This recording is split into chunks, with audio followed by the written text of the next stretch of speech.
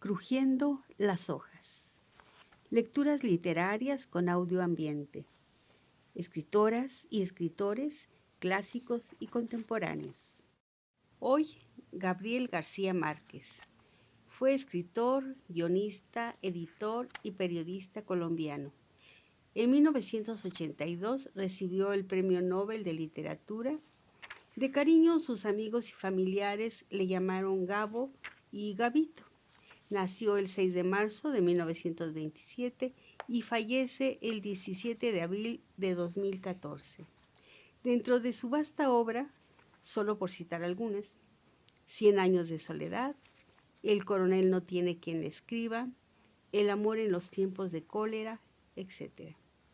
Dice García Márquez: no es verdad que las personas dejen de perseguir sueños porque se hacen viejas, sino que se hacen viejas porque dejan de perseguir sus sueños.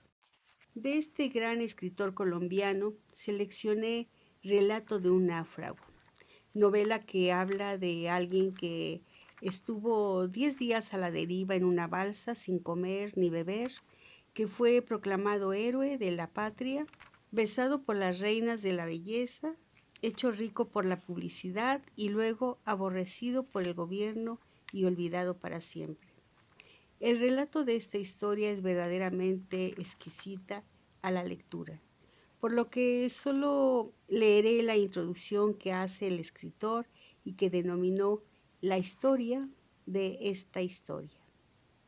La obra completa disfrútenla ustedes mismos.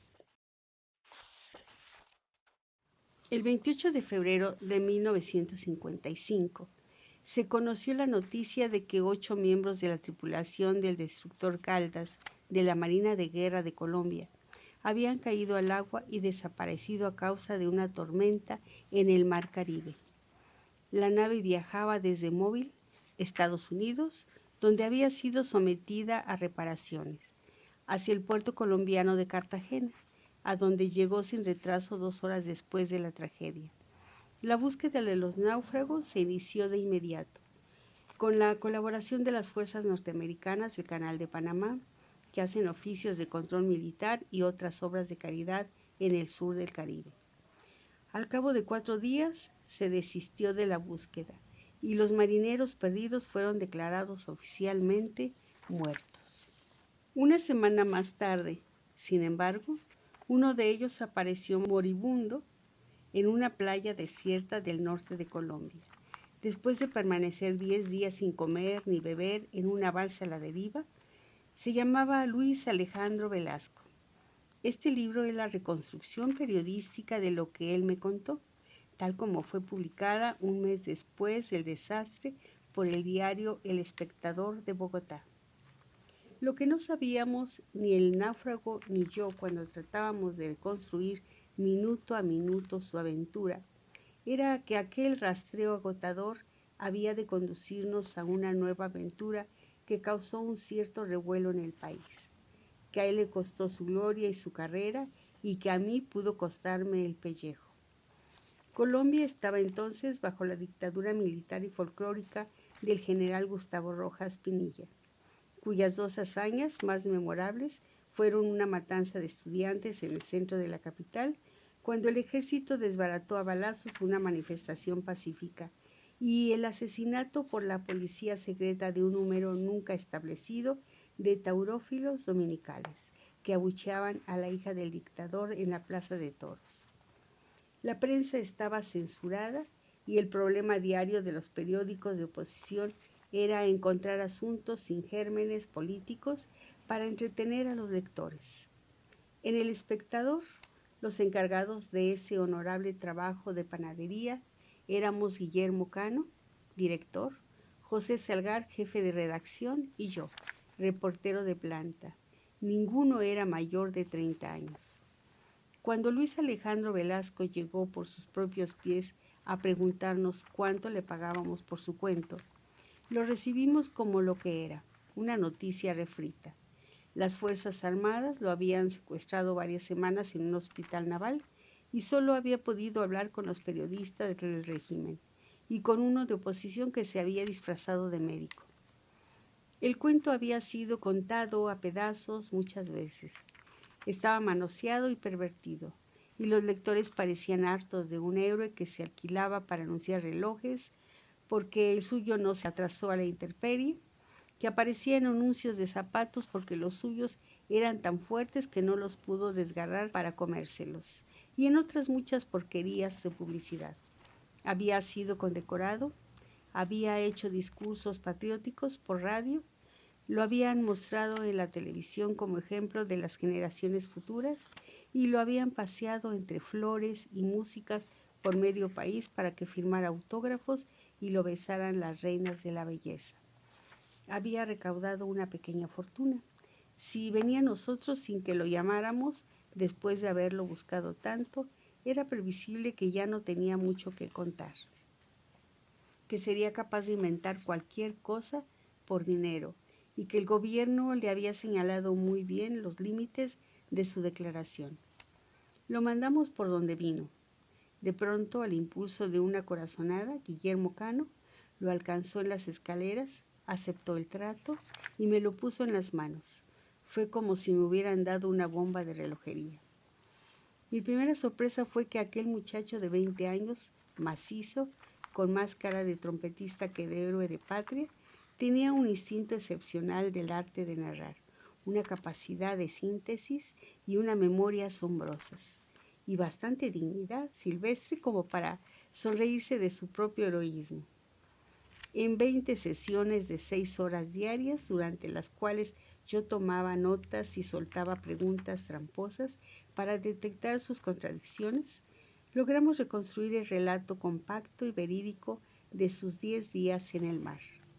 Era tan minucioso y apasionante que mi único problema literario seguía conseguir que el lector lo creyera.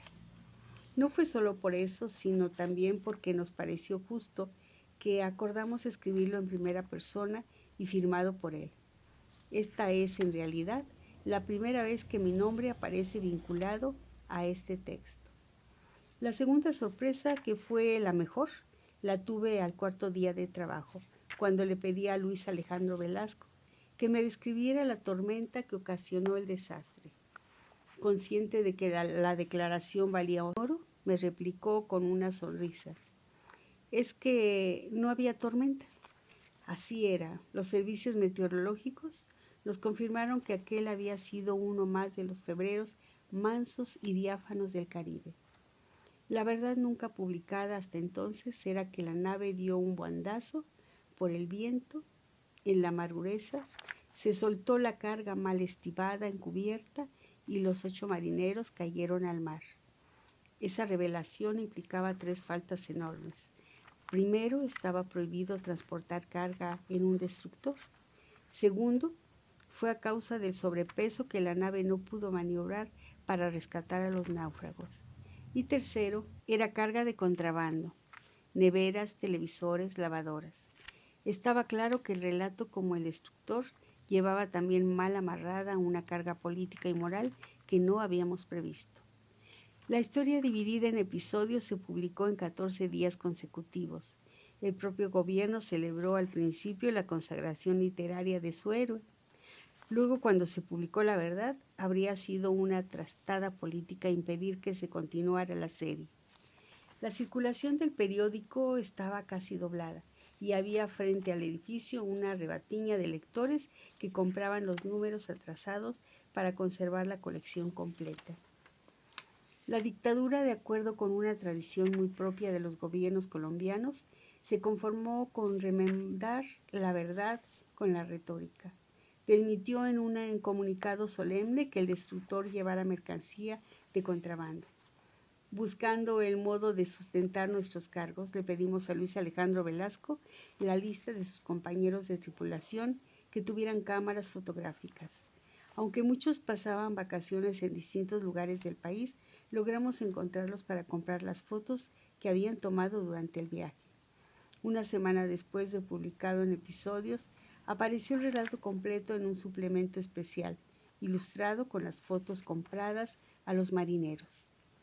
Al fondo de los grupos de amigos en alta mar se veía, sin la menor posibilidad de equívoco, inclusive con sus marcas de fábrica, las cajas de mercancía de contrabando.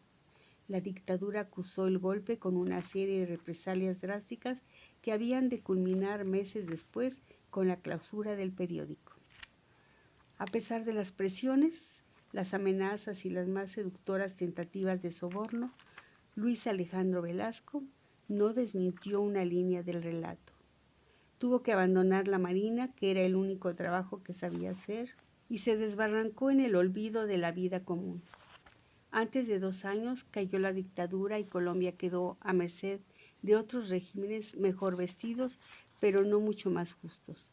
Mientras yo iniciaba en París este exilio errante y un poco nostálgico que tanto se parece también a una balsa a la deriva, nadie volvió a saber nada del náufrago solitario, hasta hace unos pocos meses en que un periodista extraviado lo encontró detrás de un escritorio en una empresa de autobuses. He visto esa foto. Ha aumentado de peso y de edad, y se nota que la vida le ha pasado por dentro, pero le ha dejado el aura serena del héroe, que tuvo el valor de dinamitar su propia estatua. Yo no había vuelto a leer este relato desde hace 15 años. Me parece bastante digno para ser publicado, pero no acabo de comprender la utilidad de la publicación. Me deprime la idea de que a los editores no les interese tanto el mérito del texto como el nombre con que está firmado, que muy a mi pesar es el mismo de un escritor de moda. Si ahora se imprime en forma de libro es porque dije sí sin pensarlo muy bien y no soy un hombre con 2 palabras. García Márquez, Barcelona, febrero de 1970. Aquí yo te seguiré leyendo. Allá tú escoge tu texto.